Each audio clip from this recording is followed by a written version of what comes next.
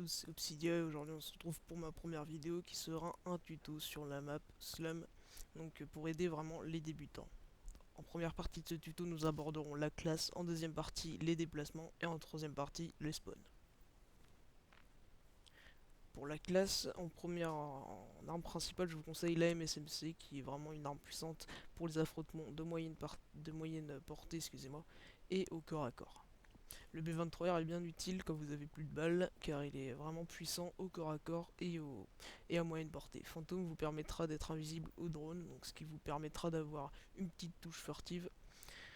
Robustesse vous permettra d'être plus précis quand vous faites tirer dessus, utile pour les corps à corps quand vous êtes en grosse série. Et dextérité vous permettra de viser plus rapidement après avoir sprinté. Nous attendons déjà la deuxième partie du tuto, les déplacements, qui est pour moi la partie la plus utile. Donc je vous conseille vraiment de faire des allers-retours entre A et B et de suivre la direction de ces flèches euh, et ne pas aller plus loin que ces flèches parce que sinon c'est des zones, vous abordez des zones dangereuses. Et aussi faire des allers-retours comme ça, horizontalement comme ça pour gratter 2-3 kills à chaque fois, ça peut être sympa. Et là je vous ai dessiné trois petits spots bien sympas pour avoir les ennemis à moyenne portée.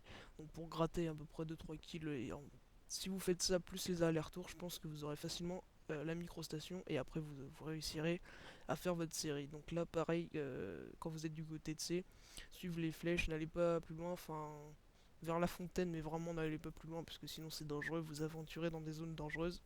Là pareil, faites des allers-retours horizontalement entre B et C. Et enfin, je vous ai dessiné trois petits spots aussi, pareil, de l'autre côté. Donc là, attention aux snipers parce qu'ils sont vraiment souvent présents dans ces zones. Troisième partie de ce tuto, les spawns. Donc un truc à savoir, c'est que les spawns dépendent des points que vous avez. Par exemple, si vous avez les points C et B, les spawns en A seront ceux-ci. Donc c'est vraiment approximatif. Enfin, les spawns, les dessins que j'ai fait, c'est approximatif, mais c'est à peu près ça.